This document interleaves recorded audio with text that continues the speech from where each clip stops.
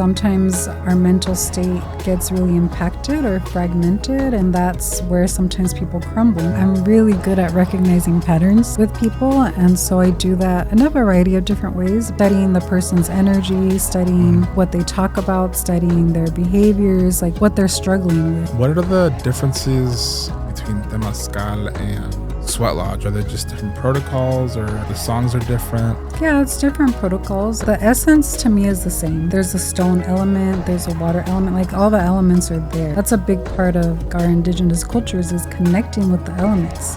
If there's a path, if there's an opportunity for you to delve into these indigenous practices, that's a way for us to reconnect with our roots, to reconnect with our lineage. If you have access to that, or if somebody invites you to something like that, it's a really good opportunity. I actually had a client that tapped into a lifetime during Egypt, and she was actually mummified alive. That's great.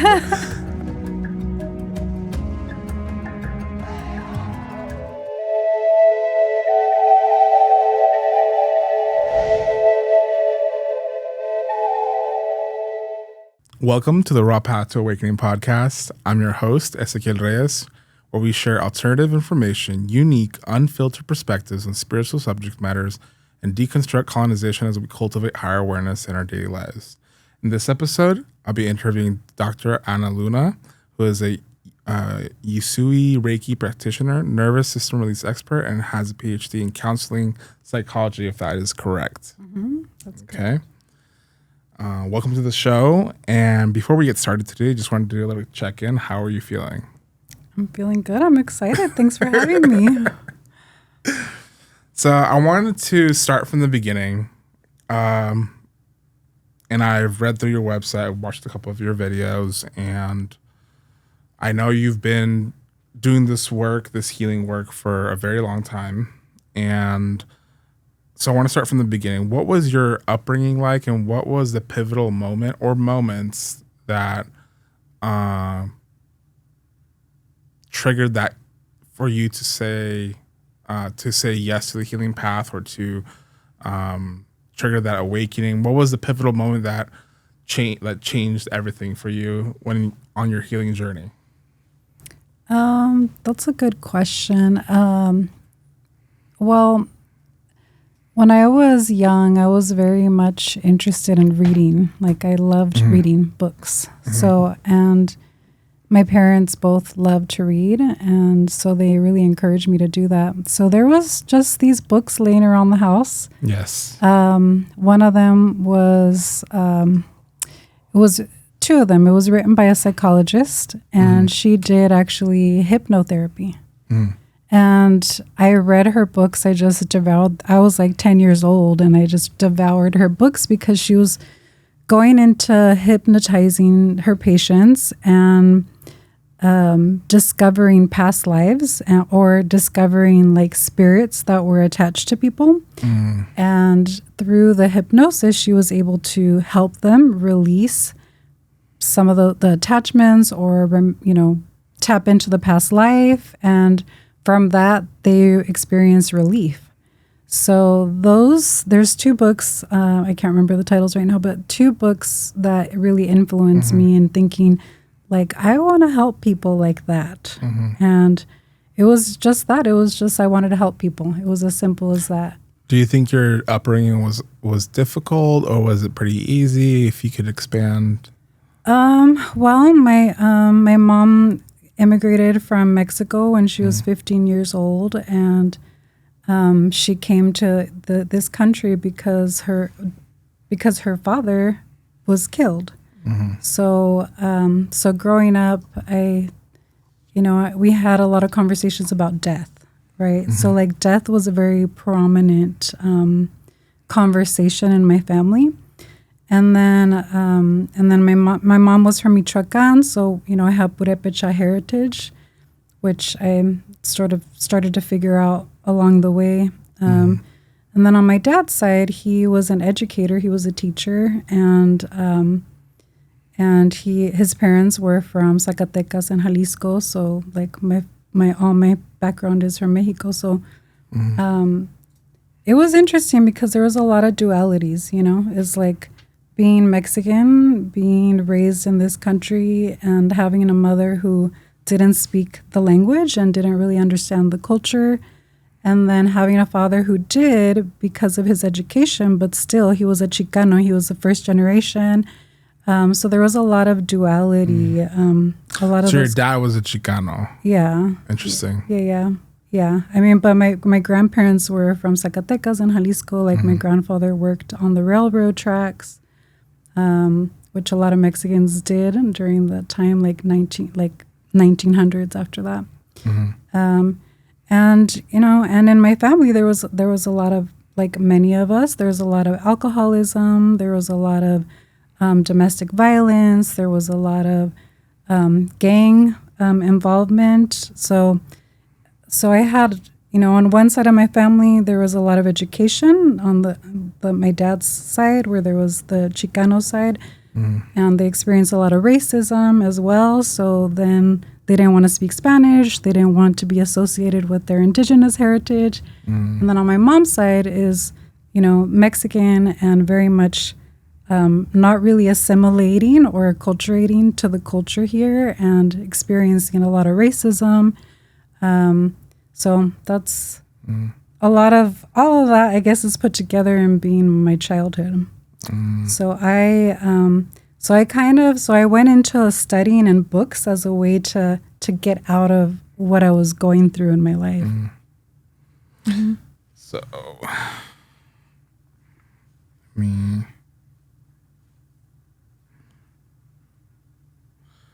So I'm interested in the practices. What was your first practice or first?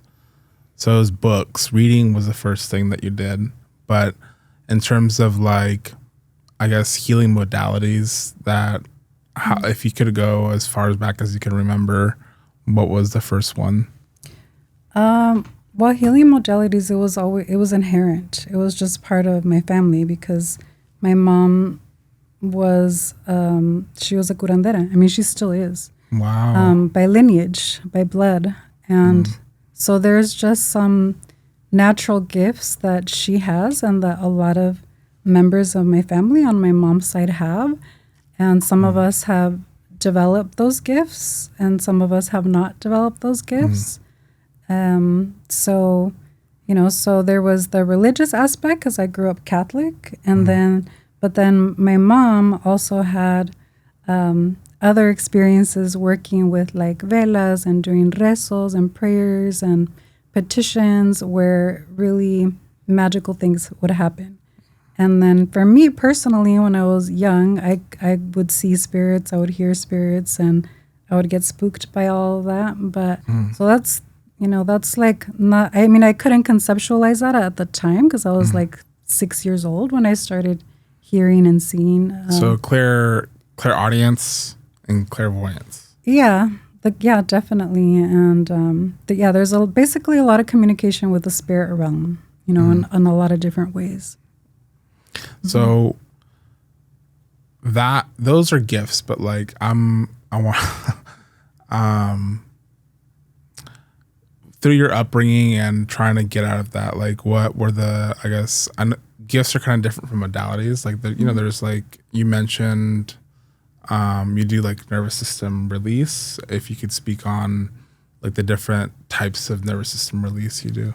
Well, that didn't come till much later. Okay, so, like, you're asking me about my upbringing, right? That's my childhood. Okay. I studied psychology for like 20 years, So I have a bachelor's degree in psychology. I have a master's degree in psychology. I have a doctorate degree in psychology. All of that took me almost 20 years to complete all of that education. So through that process, I learned a lot of different modalities for healing. And then outside of my education, I also learned different kinds of modalities that had to do with indigenous healing practices, Reiki, shamanism. But through my studies and my education, I was studying trauma. I was studying trauma and resiliency, and specifically in women's lives. And that started since my bachelor's degree. And that was really a focus, I think, because of my upbringing, because there was a lot of domestic violence in my home, a lot of abuse in my family in general in a lot of different levels. So I wanted to understand how people overcome that. What does that look like for people on a mental, emotional level? And then how do you move through that? So studying that is what got me to look at a variety of different modalities and also understanding the nervous system and how the nervous system works, which is, there's some psychology, there's physiology, there's biological psychology, all embedded in all of that. And, a lot more people are aware of like somatic kinds of therapies. Somatic therapy. Yeah. How does one even begin the process to move through trauma? It seems like, I know even for me, it's been a difficult road, So how does even one start? Just willingness, like being open to actually looking at the patterns that we grow up with, the patterns that we see in our families, and it depends what kinds of traumas, right? Because in my work, like the work that I do with my clients, my specialty is really looking at ancestral trauma. So, I was studying my bachelor's, I just looked at the trauma associated with like domestic violence and abuse and childhood abuse and how that influences how that impacts people to have depression and post-traumatic stress disorder and anxiety. So ancestral trauma, is that like in our DNA because of our lineage, or how is that's different from like what's happened to us in this life? Yeah. Yeah, it is different. It could be, but there's different levels of it, But when I started understanding that a little bit more, I started looking at historical trauma. Like we met at Standing Rock, right? So looking at colonization and the impact that had on people, we talk about historical trauma. We talk about intergenerational trauma, and there's there's numerous studies that are done around that when we look at historical trauma, right? So the impact of colonization on our psyche, and that's something that we can carry generation to generation. And that's very predominant for like Native American communities here in the States. I think for us, for myself as Mexican American, sometimes we feel a little bit more removed from that trauma, right? I feel like for us, we've had the colonization is still there, but it's like there's extra steps. Yeah. And so it's harder for us to connect to our lineage. There's unless we do DNA tests and then look at our family tree. What would be an honorable way for Mexican Americans, Chicanos, Mexicans who are disconnected from our roots? Is there like an honorable path? Is there a right way or wrong way? I don't think there's a right way. I mean, I'm very open. I'm very flexible. I'm very maybe more so than other people. But I don't think that there's a right way or a wrong way necessarily. I think it's just what we're called. What calls us. What inspires you to shift. For me, it was when I went to study my doctorate degree, a whole nother world opened up to me, and through that. And working with indigenous practices like the sweat lodge ceremony, which is, a lot of people know about sweat lodge ceremony, or in Mexico they call it temazcal, yeah. Which is a little bit different than the inipi ceremony. But it's kind of like if there's a path, if there's an opportunity for you to delve into these indigenous practices, however it is, that's a way for us to reconnect with our roots, to reconnect with our lineage. So if you have access to that, or if somebody invites you to something like that, it's a really good opportunity. I ask because there's just so much stuff online say, oh no, Mexicans aren't native, you have to be connected to the culture to be native. There's so much. I'm not sure if you've seen any of that online. Yeah. On TikTok especially, and Instagram, and Yeah. Well, Mexicans are native. The record's straight. Mexicans, you know what? Like, I have a story to share about when I was at Standing Rock. Actually, I was sitting there in the medic tent in that teepee, and there was a young Lakota man that I met there. He was there with his mother, and, they were just having tea, like a little bit of relaxation from the weather. You remember we were there when it was really cold in the winter. Yeah, it's freezing, yeah. So people would come into the medic tent and just have a little bit of tea, a little bit of warm fire. And I remember talking, he was like 15 or 16 years old, a young Lakota man. And we were just having a short conversation, and I got so emotional when he told me, he's like, you know what? Mexicans are native. And it was just so powerful, from a 16-year-old. That's actually when I learned that, oh, wait, I'm native. Yeah. It was at Standing Rock. And I still remember you showing me and teaching me, putting the tobacco in the ties. I will never forget that. Yeah. Yeah.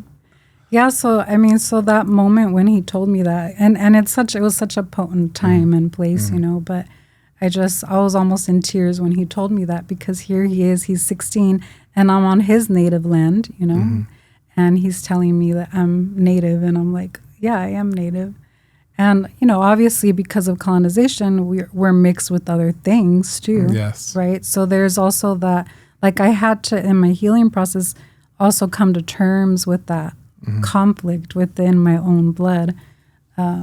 But it was through ceremonies, through Inipi ceremonies, through Amblecha ceremony, which is another Lakota ceremony, going to Sundance ceremony, and also teepee ceremonies and other plant medicine ceremonies, that I started to remember who I really am.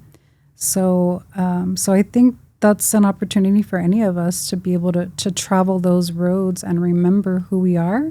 And when we do that, it's like, oh yeah, so then I remember other lifetimes and just in like recognizing who I am. So we can start to do that just by looking at, okay, well, where is your family from? So then you have heritage in that area. Look at the tribes that are there. So like my mom is from Michoacan, so I know I have Purépecha lineage somewhere generations back. I think that's very powerful because, there's still a lot of Mexicans that they're like, oh no, they want to be white so bad. Like they just, and it's like, I'm not sure if you've seen that meme where you see that there's this Mexican and he's looking at the mirror, it's a white guy staring back. Have you seen that one? No, I haven't. And I think colonization has definitely, and it's easier for us to be, especially for me, I'm light skinned, Mexican, I'm morenito, so it's easier. Definitely in school, for me, it was a lot easier to just blend in, But I wanted to, let me see.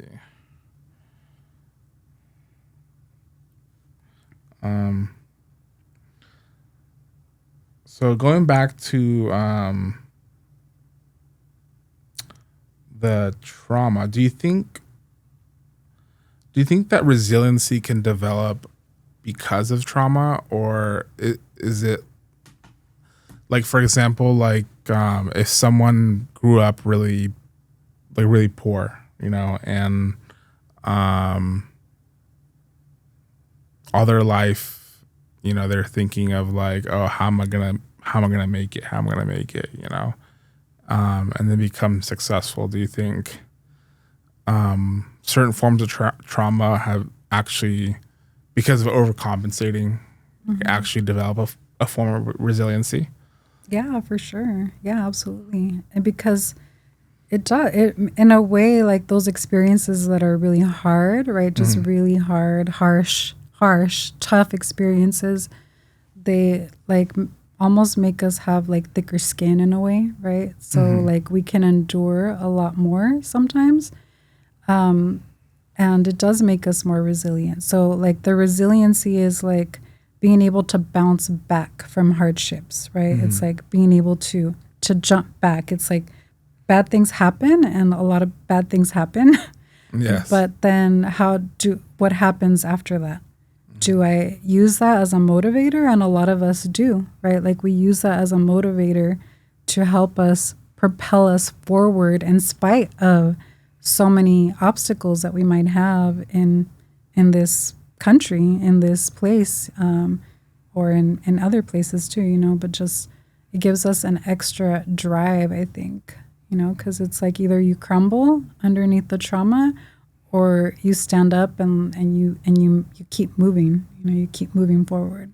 Do you think because I've seen people who have trauma who either crumble or rise. Is it like in their DNA or is it in their spirit? What's the difference maker? Is it their support system? I think all of those things that you mentioned, it could be support system, but yet some people are resilient in spite of not having a support system, right? Mm-hmm. Some of us don't have a support system and yet we're able to overcome things. Yeah, sometimes I think too, it's also like our ancestry, you know, like, because I feel that very strongly, like my ancestors pushing me and pushing me forward. So there's a power and strength. That's why connecting with our lineages and connecting with our ancestors is really powerful too, because it gives us that extra strength and power to push forward. So in the spirit realm, right, our ancestors are there and they're pushing us forward. So that gives us another layer of strength that maybe we're not aware of when we're experiencing the hardships. That motivates us. I think also our mind too, you know, like depending on our mental state. Sometimes our mental state gets really impacted or fragmented, and that's where sometimes people crumble. You know, when their mental state gets fragmented and they're not really functioning in a whole way, if that makes sense. So fragmented. I'm thinking.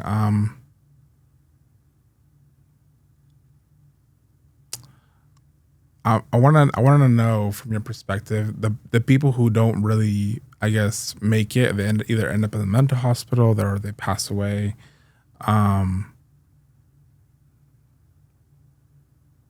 Do you think some people are just more lucky, or is it just like is it the lineage that like some people are coming from, or like, because I've seen a lot of people pass away or crumble, like they let their trauma get to them, or they take their life and they don't make it. So Yeah. Well, no, it's a hard question because like I also study, you know, I study Buddhism. I also practice yoga, and there's one of my favorite monks, Thich Nhat Hanh. I love him so much. He passed away a couple years ago, but he has you know, he does a lot of poetry. I don't know if you've read any of his things before. I haven't, no.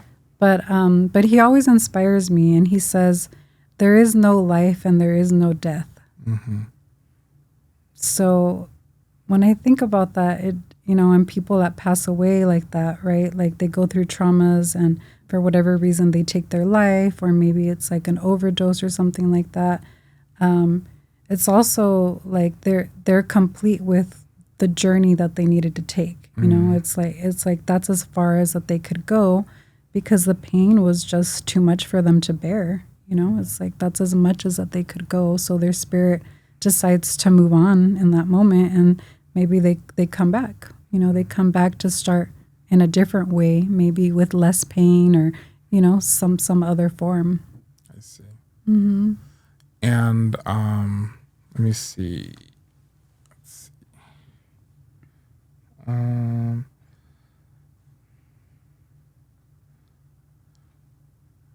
you think for our people, like, you know, the Mexican people, do you think more people are waking up to, you know, healing and finding our way back? And if you could just expand on that. Because I'm seeing a lot more raza, a lot of Mexican people when in the ceremonies that I'm going to. I'm seeing a lot of young people coming to ceremony and wanting to learn, wanting to learn about the traditions, wanting to maybe even learn their native language or learn a native language. You know, there's a lot more opportunities for us to learn our native languages, like Nahuatl, even the Purépecha language. There's some classes that I saw coming from New York, and they're online to learn Quechua, which is the Peruvian language. So there's even musicians now that are also creating music using native languages. And these are young people, in their 20s now. And so it's kind of exciting to see that, to see youth, to see younger people connecting or trying to connect, and we do that through language and through culture and through doing some of the practices, even if they're not familiar to us or maybe they're not from our direct lineage, but somehow they help you find the way. And that's how it's been for me, and that's what I've seen as I've been going to ceremony now for almost 20 years at this point. And that is like the Temazcal and the Inipi. And Native American Church. And what are the differences, in your view, between Temazcal and Sweat Lodge? Are they just different protocols, or the songs are different? Yeah, it's different protocols. I mean, the essence to me is the same. It's like connecting with there's a stone element, there's a water element, all the elements are there. That's a big part of our indigenous cultures, is connecting with the elements. So however we can do that, right? So both in the Temazcal and in the Inipi, there's stones, there's fire, and there's water, and there's cantos, there's songs, there's prayers, and then they use different herbs in there. So all those elements are the same. It's just, the structure's a little bit different. Maybe the protocols are slightly different. But in essence, it's a purification ceremony, right? So we're letting go of things that weigh us down, and we let it go through the steam, through the fire, through the stones, connecting with our ancestors right there in that space. Yeah, I had a chance to do a sweat at Standing Rock. I just didn't line up. I actually got to sweat for the first time this year with some raza at Temazcal. Yeah. Which is great because we see our people are starting to heal. Or I had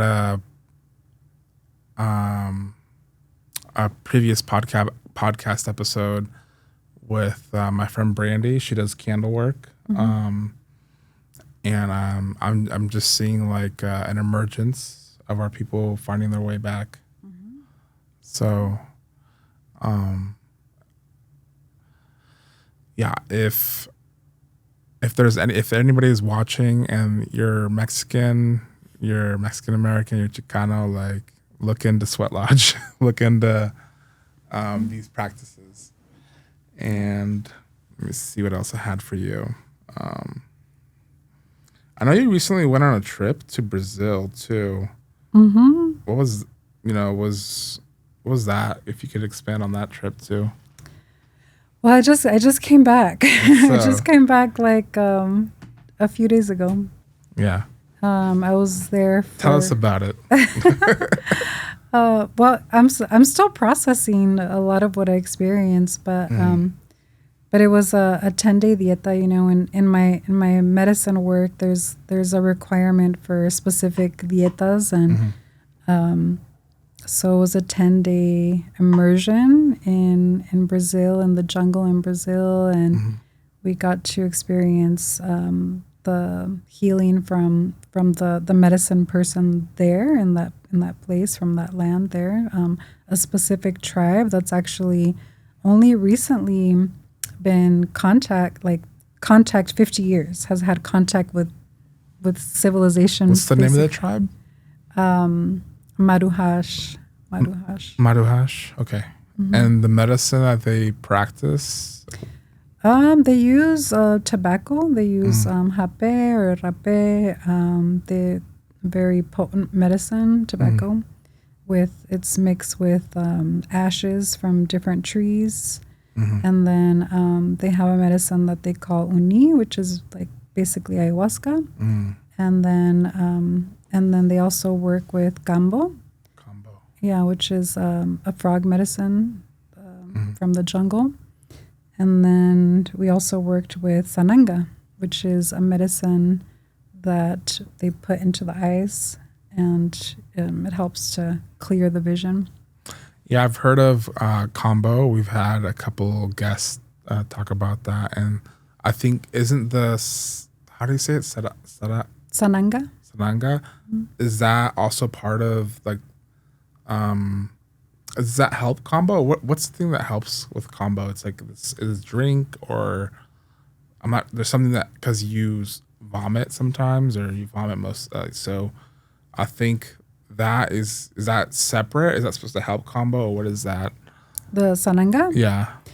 Well, in that context, I mean, there's so many different protocols that people are using now, and so it's kind of hard to know how people are working with the medicines. But in that place where I went, we used it separately, so it's okay. Not like together at the same time. Mm-hmm. Though I've heard that people use both together at the same time. But these are very potent medicines, mm-hmm. So you really want to have. And your time there, you're being initiated into these, or you already had experience? What was the context? Yeah. I mean, I've been working with medicines for almost 20 years. Mm-hmm.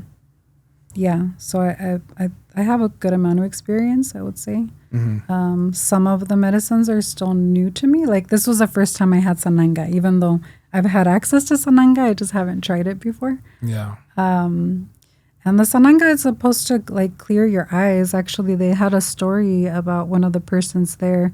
He needed cataract surgery, and he was really afraid to have cataract surgery. Mm-hmm. So they're like, hey, why don't you use sananga? So he used sananga every single day. And mind you, sananga, when you put it in your eye, well, I don't put it in my eyes. You have to have somebody do it, really, because it burns. Yeah. It burns your eyes. So if you're really brave, then you can do it on yourself. But it's easier if somebody does it to you, because you know it's going to burn. Okay. Yeah. Anyways, so he did sananga every single day, and he did it on himself every single day. I don't know how many days he did it, but eventually his vision cleared and he didn't need cataract surgery. His vision improved. Mm-hmm. I'm going to look into that, because my vision has been getting not that great. Like, yeah, it's been getting fuzzy. Yeah, it clears the vision. So it's a very powerful medicine. Mm-hmm. And it's a root, it's a leaf, it's... I didn't see it, but I think it's a leaf, and then they soak it in water. So they have, and then they put special prayers into it. So it's this is a whole ritual around collecting, harvesting the plant, going to get it, putting it together, making the concoction, and then delivering it. There's a process. That tribe had something like ayahuasca. If you can go into that, like what is it? It is ayahuasca. But they call it uni. Uni. It is ayahuasca, mm-hmm. And I'm assuming the protocols are different, or the way it's administered is maybe just different songs, or just. Mm-hmm. Yeah, different songs, different cantos, but the medicine is pretty much the same. Mm-hmm. There's 2 different plants that go into it. So it's ayahuasca and chacruna together. Mm-hmm. And we had the opportunity to actually cook it there, which was really amazing. Oh, you cooked it? Mm-hmm. Yeah. How was that experience? It was great. It was just really powerful, and the amount of love that they put into the whole process, it was really beautiful. And there's a lot of songs that go into it, and dancing, and a lot of joy. It's like it's a very sacred medicine. And you, how many times did you take it over there? I think probably we had 2 ceremonies, like 2 actual ceremonies, and then during the time that we were cooking it, I think we were, drinking it pretty much the whole time that we were cooking. Yeah. Wait a minute. The whole time you guys were cooking it, you're just like taking little. Yeah. Well, not from the one that we're cooking, Okay. but like another one that was already like Okay. done. And how was your journey through that medicine? Did you experience? What did you experience? For me, it was really powerful, just the whole experience. This is actually my 4th time going into the jungle. So this is my 4th dieta that I've done in the last almost 20 And you're years. still on that dieta. I'm still on it right now. So for me, it was really powerful, because a couple years ago, I had my nephew passed away, and he was 5 years old. Yeah, so... Sorry to hear that. Yeah, so I didn't realize that even with all the work that I do, like I do a lot of work on myself, and I have a lot of modalities that I use and things like that. So I have a lot of tools.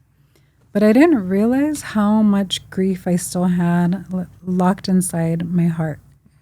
And through the process of being there and partaking in all the different medicines that I did, I experienced a deep healing. It's like a relief, like an unlocking of the pain that was trapped in my heart from seeing my nephew basically dying in the hospital. So he passed away because of like an accident, or? No, he had a sickness, and he was hospitalized for 35 days with life-saving, life support kinds of mechanisms, and they were not able to save his life. Yeah. Sorry to hear that. Yeah. We had talked about previously,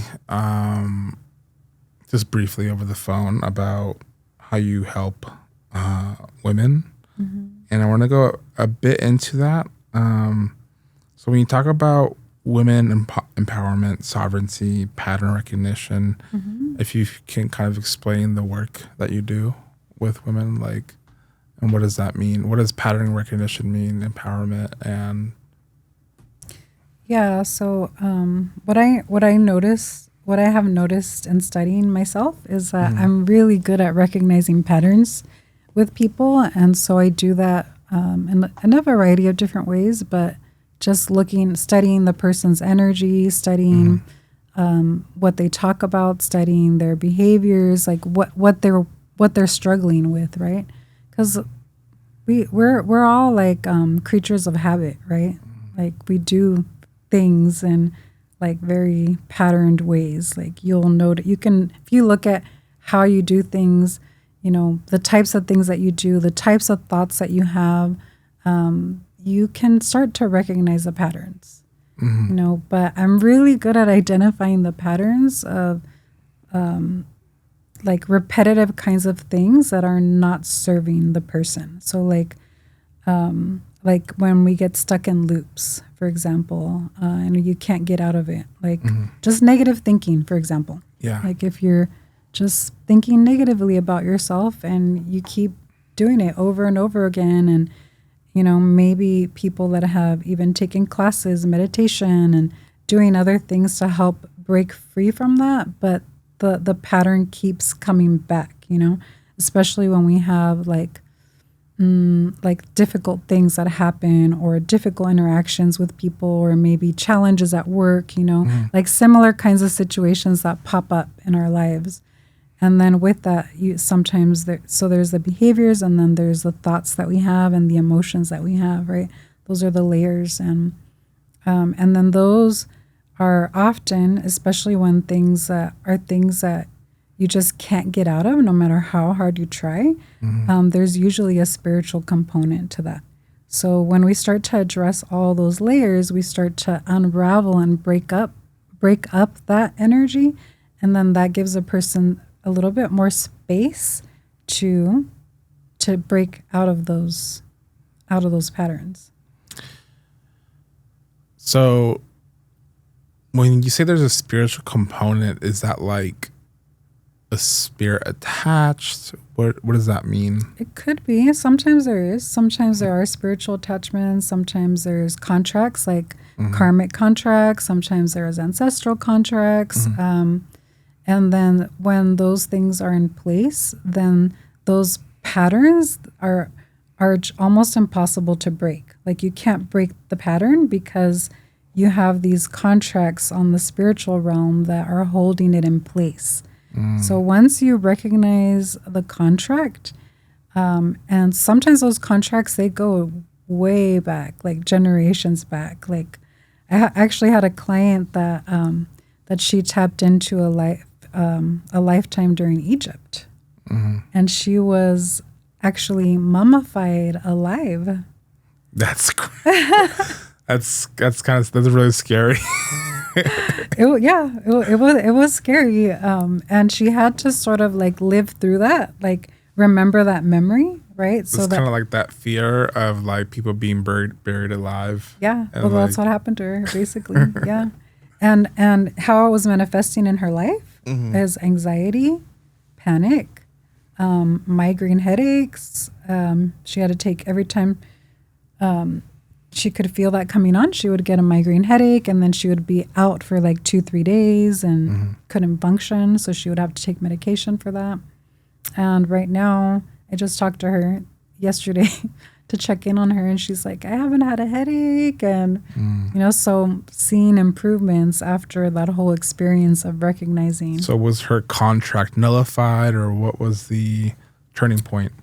For her, it was because she saw that lifetime, and then she didn't want to keep living that lifetime over and over again, right? So it's like it gives you, once you see it, it's what I was talking about in the books that I read, and like with hypnosis, it's like once you see it and you can look at it from a different perspective, it unlocks you from the chains of it, and then you're free. It loses its power. Do you think that's true with a lot of different patterns people are holding? Like once you see it, once you step back and you see, you have like an eagle vision. You're not locked in. If you can kind of look maybe at your childhood or how you were brought up, and memory comes back and you get to see it again. Do you think that's how patterns and traumas are broken from seeing it from a different perspective? I think that's a part of it. That's a big part of it, being able to see it from a different perspective. But I also think there's multiple levels, because sometimes you need a witness, right? So sometimes you need a person that's witnessing what you went through, right? So, and some people maybe can do it by themselves, right? Like you have a memory, you go into a meditation and you have a memory of that life, and then that helps you. But sometimes you need a little bit more assistance. And that's where I come in. So if you were to describe the process of like how you help clients do that, because someone right now is watching, they're hearing all these things, but they don't really understand like how they would actually go through that, Yeah, I mean, that's always the hard part, because every person is different, right? And it's not like a cookie cutter kind of like, this is exactly how it's going to be. It really depends on what you're working on, what you have already worked on, how much you're ready to shift these patterns. And so like it requires an assessment. Like basically I'll do an assessment first with the person. It's like an interview kind of experience, and we'll sort of see what's going on, what's happening. And then from there, like I start to assess, right, where it is that we need to go first. Like what do we need to address first? Is it the mental? Is it the emotional? Is it physical? Is it spiritual? Where should we work first? And then from there, we start clearing the patterns. So by the time that somebody comes to me, we're working on the spiritual realm. So we're needing to like clear contracts, but that's a process. Like I have a client right now that's going to start working with me, and we're going to be working together for 9 months. So the first 3 months, we're going to do a lot of clearing work, like clearing a lot of ancestral stuff that she has going on. which I haven't met with her yet, so I don't know exactly yet, but we're going to clear a lot of things from the past, whether it's from this lifetime or previous lifetimes or generations back. So I do that assessment and I start to clear. So that can take some time, right? So that's what we're going to do for 3 months. And then the next 6 months, I'm initiating her with shamanic rites, you know, to help empower her, because for me, I want people to be able to manage their own lives. Like, you're the creator of your life. Yeah. And I don't want people to rely on me, right? So like, I'm going to give the tools that you need to be able to be the creator and the manifester and like have charge of your life. So do you think that there are people who rely too heavily on the healer? And so you're saying like, okay, well, this should be probably the work that any person who does this work is to give the tools that they need, right? I ask because there's just some kind of like, in the spiritual community, there's all kinds of people, and sometimes there's people who are not very honorable, I guess. They're kind of like those dark, what's it called? Like they keep coming back to the same person and nothing seems to be resolved. Yeah, yeah, like energy suckers. Or vampires or whatever you want to call it. Yeah, I mean, that's why you really need to have discernment and really study who you're working with, and, you know, but sometimes people have to go through those things too. But for me, when I work with people, I want them to have the tools, because I don't want people to stay with me forever. That just doesn't make sense. Yeah. You know, that's my problem with psychoanalysis too. It's like, I don't want you to keep coming back. You know, psychoanalysis was designed to be like a 10-year therapy. Isn't that standard like talk therapy, right? Mm-hmm. Yeah, I've never seen people get better with that. Most of the time. I guess there's some people it does help, but I've never really seen talk therapy really help too much. It's helpful it has its place. That's what I learned, because I kind of left psychology thinking like this doesn't work. But now that it's been like 12 years since I finished my degree, I can look back and say there are some things that are helpful about understanding how the mind works. You know, like understanding our emotions, being able to express our emotions using language is helpful. But that doesn't address the underneath. Like, it doesn't go to the unconscious and the subconscious layers, which is where a lot of the deeper traumas are going to be stored. So can you speak a bit on sovereignty? I know we also spoke about that over the phone. And what does that mean? Sovereignty, there's layers. Everything has layers, you know. It's like there's so many levels of it, but I think it's at the core, it's like how I define it or how I think about it is being able to express yourself authentically and truly, fully. Like feeling like you have control over yourself. I don't like using the word control, but that you have the freedom to choose. What about autonomy? Yeah, autonomy. I guess that's a better one. Yeah. To choose, you know, however it is, because what I see with people is like there's a lot of enslavement and servitude programming that is. What does that mean? It's like it's so hard to explain because it's like a little bit far out there, you know. When we're willing to hear that on here. We're willing to hear it. Tell us. There's a lot of, let's say, powers that be powers. The lizards? Some of them are lizards, yeah. That want to have power over us, right? Like power over our mind, power over our thoughts, power over our emotions, and they utilize that especially our emotions, as energy, as fuel for whatever, I don't know what their agendas are, whatever their agendas are. And so in that we get like, we end up like getting trapped in almost like contracts. We make agreements unknowingly. We make agreements. Sometimes it's against our will. Yes. And that's done a lot, what I'm seeing through technology, through even social media, through like even sometimes when I'm looking at TikTok or Instagram, you know, there's some messaging that comes up and I feel like they're trying to put a message inside of my head to control my thoughts and my behaviors and how I'm feeling, you know? So sovereignty for me is knowing, like recognizing when those kinds of things are happening and being able to do something about that. Like knowing that you have full control and authority over your life, over your thoughts, over your mind, over your body, over your spirit, all directions, all the way around. That's so it's multi-layered. That's like sovereignty. When we're looking at sovereignty, it's all of those levels. And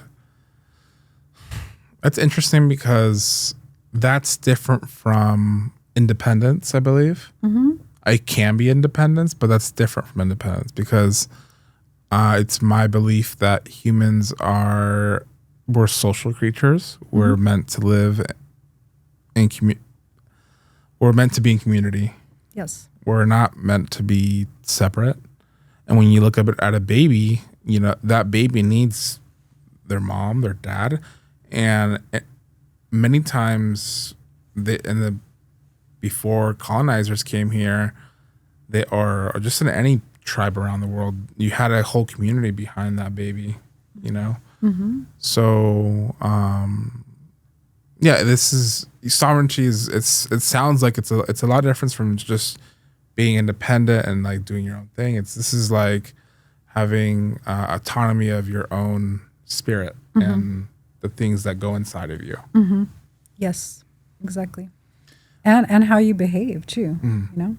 It's like, and we're almost out of time. So I was curious. We also spoke this over the phone about sisterhood, and you said you had some changes in your sisterhood. I wanted to hear about that. Yeah, you know, like I'm a very loyal person. Like in general, I'm a very loyal person. So I've had a lot of friendships over my life, you know, and sisters have been really important to me. Like, you know, friends that are women, friends that are female, and even my own sister. Like I have a sister. I have a biological sister. She older or younger? She's younger, but she doesn't talk to me. She doesn't talk to you? She doesn't talk to me. And so like, you know, so I've spent a lot of time thinking about this, like sisterhood and what does that really mean? And how powerful it is when women get together and they're doing healing work together and supporting each other in a truly loving, harmonious way. It's very, very powerful. Like we're very powerful creators, you know, women, it's just part of who we are. So to me, like that, I think that's the important part is like that need for connection that I have with other women, and also just wanting to empower women because of my upbringing and because of the opportunities that I've had to educate myself, to have the highest degree possible. And so through the relationships, right, through the relationships with other women, there's a lot of opportunity for growth and healing, and just power. It's just magic when women get together in this way, for the purpose of healing, and it's really hard sometimes between women because you know, sometimes there's a lot of competition or a lot of animosity. Or what kind of things do you see? What do you like with the competition, animosity? Like, if you have any examples that you're willing to share. It's been a while, because I don't really engage in it at this point in my life. But you observe. Yeah, I mean, it's it could be as simple as because there's a lot of we do a lot of singing and ceremony. It could be as simple as who sings better. Oh, snap. It could be like that. Okay. That's a very simple example. Mm-hmm. And right now, what I see on social media, there's so much with makeup and clothes and those kinds of things that it's always who has the better thing or who looks better, those kinds of things. Yeah, I mean, it's been sometimes women can be really conniving with each other. Interesting. So I think, I like to be on the other side of that, where we're supporting each other and helping each other because it's hard to be a woman. One, there's a lot of things that happen to us, to our bodies, that happen against our will, and because we're not as physically strong as men, things happen, and that's very real. Things that are happening all across the world. So to me, I want to be on the other side of just how do we support each other and empower each other and really care build community. With community and care for each other in an authentic, loving way without being competitive. Yeah. So, if there's one thing that you can offer to the audience in regards to one thing they can do every day, every week, a practice, a piece of advice you could give before, because we're almost out of time, what would that be? What is something that people could do on either a daily basis, a weekly basis, or just a piece of advice you could give? I think my favorite practices are the gratitude practices. I think gratitude practices go a long way. And for people that are even really depressed, if you're really depressed, having a gratitude practice can be so powerful because you can shift your energy by expressing gratitudes. And you can visibly feel a shift in your energy. So it's very simple, it's appreciating, I'm grateful. So I like to wake up in the morning and have a glass of water first thing in the morning. So that's the first gratitude. Or maybe the second gratitude. The first gratitude is waking up in the morning, I woke up. And then having that first glass of water. Water is life, right? We learned that in San Water is life, yeah. I remember that. Water is life, mini wachoni. And so you have that water and appreciate that water, right? That drink that water in appreciation. I'm so grateful that you're here. Talk to that water. And then throughout the day, taking times to have a gratitude practice, even if you go for a walk outside, notice the things in your environment. Oh, wow, I'm so grateful that you're here. If it's a flower, if it's a tree, if it's a plant, whatever it is, right? The gratitude. And if you're feeling low, gratitude practice, and spend a minute, 2 minutes, 3 minutes just expressing gratitudes. That is amazing advice. Thank you, Dr. Ana Luna. And that has been the Raw Path to Awakening podcast. I'm your host, Ezequiel Reyes. And before you click off, if you're watching this on YouTube, go ahead and hit the bell notification, hit subscribe. And if you're on Spotify, you're watching this on Spotify, go ahead and follow us. And I'll catch you guys later.